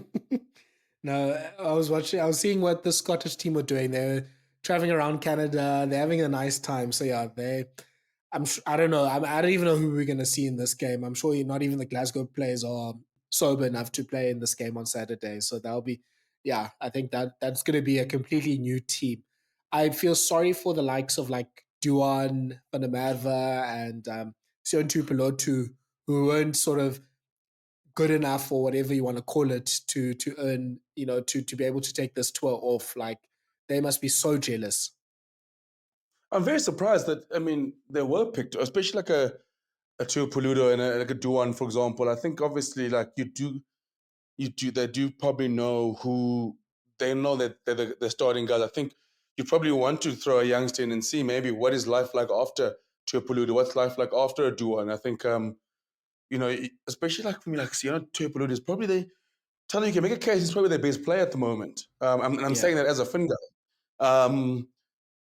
So you might actually need rest more than anything else. I mean, the only thing that happened was that more than anything else. I mean, if you're thinking you can't beat Canada, USA without Tupelodu and Duan van der Merwe, then Scotland's got bigger problems than they think they do. Yeah, we'll have to see. But yeah, that's a lot of rugby, and yeah, good that the Pacific nations are involved. Georgia's involved. Japan is also playing. So yeah, there's a lot of rugby to look forward to. We also have the Currie Cup starting this weekend. So yeah, there was a bit of an issue with whether the Currie Cup can go or not. There was a legal issue about like the rests that players will have. So good to see that it'll be happening in July and August. And yeah, we'll obviously have a Currie Cup champion by September. The Under-20 World Cup is happening. Cooks, I don't know. Like just I before you chat on under 20s, the province Bulls game on Saturday at 3 o'clock is going to be the least watched province North South derby in many a year. on a Sunday It's even. oh, it's a tough spot for it to be. Like, Sunday might save it because it might be guys catching up with a bit of rugby, having a bit of rugby on the TV on Sunday so after Sunday lunch. But I just feel like after a full day of Test rugby, not many lads can get away with listen, babe, can I watch one more rugby game on Sunday before I review all the games I missed yesterday as well? Like, can I squeeze out one more? No, you look, whatever your home situation is, like you have to play it smart these next few weeks. Like you can't go hard and watch all the under-20 games, all the test matches, all the Currie Cup games. Yeah, either you're living alone or yeah, whatever your family situation is. But yeah, you have to play it smart. I think the It's Sunday Thursday to Currie Sunday. Cup game. Because Thursday is under 20. That's in the evening as well. So that's baby Boks at 7. That's now you're missing out on supper time. Maybe you want to have some family time. You watch some series, but now you got to watch under 20s. And Friday, I mean, someone's going to watch the Griffins and the Cheetahs. So I mean, that's the start of the Currie Cup. And then Saturdays you're out. So it's the home life's going to get stretched for the next few weeks. Yeah. Look, if I'm you, obviously, I think this podcast will go out by Wednesday. Wednesday must be date night. If you need to win some points with your significant other, make the date night on Wednesday, wine and dine, phone off, do the things. And near the end of the date, when you sure things are going well, look into your person's eyes and just go, look, you're basically not going to see me for the next 3 weeks. And then hopefully that eases the road there. I think with Test rugby is non-negotiable because the one thing in South Africa which is great, everyone buys into the Boks playing. So that's you just know that the Bok game you're going to get away with, but it's like it's that morning All Blacks game and that the Wallaby game. You know, I mean, I've told my missus already. Like, listen, there's no Sunday brunches happening for the next month or so, or Saturday market walks, or any dates on the Saturday. Like if we want to do something, we can do something in that gap between, obviously if I'm not working, that gap between the Wallaby game and the Bok game, and the Wallaby games that 3 hours from 2 to 5. But that's if it doesn't count as getting ice, getting wood, then it can be an activity that takes me the whole day. Look at the one like where because you're doing an activity and you come back and then singing anthems already. Like I need to be sitting down comfortable with a beer. I can't just arrive when the anthems are playing. Yo, so obviously the Proteas were playing on Saturday, and I find out, let me sell my wife down the river a little bit, but she tells me a bit late that we were invited to a friend's birthday party, and these are not cricket watching friends. So I had to basically do some negotiations to be like, guys, I know it's not your thing, and obviously you want to celebrate this birthday, but we need to watch this test. I mean, this final. And yeah, obviously that didn't really go well. And she was very unhappy. The friend that had the birthday was very unhappy with us that we were watching this, and this protest still ended up losing. But yeah, you have to make sure that the social calendars are cleared up as far as possible, or that the PVR set and you can watch on a Monday or whatever the case is. Because yeah, there's a lot of rugby, and yeah, Cook's like there's under 20s even that's happening as well. And we saw the baby Boks play on the Saturday. They beat Fiji quite convincingly, 57-7. France looked good. England looked good with Kieran Bracken's son. The All Blacks and Wales had a nice ding dong battle there as well. But yeah, with the baby box, I mean, I think the talk of the town is Batubale Hlekani and his amazing individual try there. Batubele Hlekani, I Yeah, mean. I mean, yeah, I mean, he's a hell of a player. We led up Craven Week last year, and then obviously play SS schools, and now his first year out of school, he's been incredible already. I think obviously this week the team's come on already. He's gone back to 7. I know he played lock on the weekend, but yeah, it's an interesting side. It's a good side. I mean, obviously you got the likes of Bruce Sherwood playing at 15. We've seen him play his trade at 12. I mean, it was sensational at Bishop during those last bit of COVID times. But yeah, I think Thala, we got a good side. I mean, so it is going to be exciting to see how we go against Argentina. Obviously, a bit of a stir in that test, and we did play them in that junior rugby championship in the Sunshine Coast. We basically just rain all non-stop, and so it's gonna be interesting. I mean, they're a good side. It was a good outfit. So yeah, I look forward to seeing the Bay Box, and maybe we can, yeah, like you said, it's gonna be nerve-wracking on Thursday. Hopefully, I'm sure that. How's the weather in Cape Town? Has the rain interfered yet? Oof. I don't have good news. It's going to be heavy rain on Wednesday. Apparently, Oof. Thursday should be fine. I'm just opening my weather app as I'm talking. Apparently, it's only rainy for a day. So there's heavy rain on Wednesday, and then by Thursday it gets calmer. There's going to be rain sort of in a few spurts in and out. So unfortunately, we know that the Donny Craven isn't the quickest drying field in the world. So yeah, I think it'll be quite heavy underfoot for the players. Oof, that's tough. I mean, no, I mean, who plans a World Cup in Cape Town during the middle of the winter? But it's fine.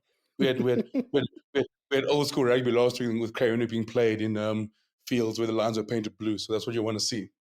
Yeah, look, I'm also looking forward to that France New Zealand game on Thursday as well. Like, yeah, a lot of quite a few top 14 talents as well that are playing in that game, and then we're going to see basically if France are still good enough with basically 3 or 4 of their players playing for the senior team as well. Yeah, I think Cooks. That's basically it for rugby stuff. I think the last thing, if I can do like a shout out of sorts, is to 2 retirees. Michael Hooper's now officially hung up his boots because he hasn't been selected for the Wallabies or the Australia's 7 squad. So yeah, big shout out to him. Obviously, he was just a stalwart for a team that wasn't really doing there wasn't much team success, but he was the one just leading the team forward. He seemed to never get injured basically for over a decade. He was just chowing up caps the whole time, and he played really well. And yeah, I think being able to shine in a team that's going backwards is amazing. And then another retiree is Portia Woodman-Wickliffe, and obviously Cook's probably one.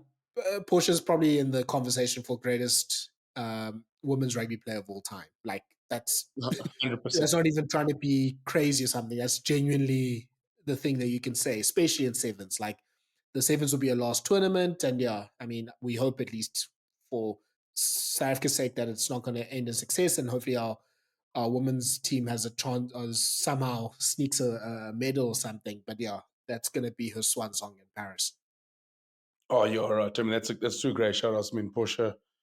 Oh man, she's probably definitely the greatest women's sevens player, and arguably, and in that mix for even both men's and women's means rugby players, especially in the sevens level. Yeah. 15s obviously is a World Cup winner. Won that epic game a couple of years ago in the between England and the Black Ferns. So yeah, hell of a career. And Michael Hooper probably will make Michael Hooper will probably captain all the unsung hero 11s for the rest of his retired life now. And that's going to be his his lasting impression. But I mean, obviously both guys. I mean, what a shift. My quick shout out quickly goes to yeah, Kravenik again. It's just oh man, Kravenik was so great last week. The amount of players we have coming through this country, obviously, like we got to see like someone like Elzadian Felix, Oh, Elzadian Felix, like light it up. I just love,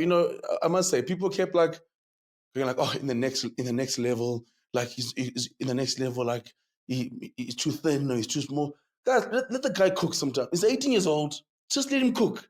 Let him get the ball against the Blue Bulls and stand still and wait for the whole line to come up and step through the oaks and get a try. Like sometimes let's just enjoy what we're seeing. We'll deal with him what happens in the future there. But he will absolutely let up Craven Week last week. Oh my word, it was good to watch. Yeah, I think that's the problem, and that's maybe why I don't watch the schoolboy rugby as much as yeah, like we don't need to do the whole how's this guy gonna go as a professional thing because he's 18. For all we know, he wants to be the best, auditor in the world or parliamentarian or whatever. Like, who cares? So it's just cool to see like the talent that we have, and obviously, especially seeing a stepping fly off from Grey Bloom. That's something we'll probably never see again. So yeah, I think that was just cool. Just even the highlights I saw of Felix, like he's very much gonna be in that streets won't forget type of like high school rugby player. So yeah, I'm glad that he got his moment to shine. Congratulations to the boys all selected to the AZ school sides. They're playing in August, right? In that like Four Nations series. Yeah, in August. But they play on Thursday. It's SA schools versus the SAA side. So basically, the best schoolboy players playing against each other on Thursday, and then it is August is when they take on I think France, Georgia, and England. Oof. Yeah. So yeah, I think obviously that's a good first step for those players. And I mean, yeah, if you're a schoolboy rugby player, you haven't been selected to that. You've probably heard it from better people than us. But yeah, this is definitely not the end of the road. There's many players that didn't even make Craven Week and all these things that are professionals now and are some of the most world class players. So that's not the end of the journey for you guys. But yeah, it's great that the Craven Week is still there. It's a nice festival of rugby. Seems like we've kept the Montpellier and Racing and Sale scouts to a minimum these days. Yeah, no, it's a dynasty there, Thala. It's a dynasty. What's happening there? And then I think they won like 15 straight Kremlin victories now. Something like that. So it's wild. Um, I mean, tougher freestyle. It's a school versus a province. So, but yeah, no. But no, Western Province again is proper is dominant. But yeah, again, we go again next year. I mean, I always enjoy watching Craven Week. I think they broke the record this year for most tries scored in the Craven Week, and that was like after like Mm. day 3 or something. There was some proper rippers scored this year. So yeah, like you said, too much talent in this country, and it's a good thing for us. Okay, so let's end it there. Thank you so much for listening to this Rugby Biz podcast. We are going to be recording as many podcasts as possible. We'll see if we can do a few YouTube shows here and there and the build up for this big test week. And yeah, this is your place to come to for all the reviews on the test match rugby that's happening. Please follow us on our social media channels. Please follow us on any podcast platform and make sure that you share that podcast with all of your rugby friends. And we will see you in the next podcast after the first set of tests this week. Bye bye. Cheers, guys.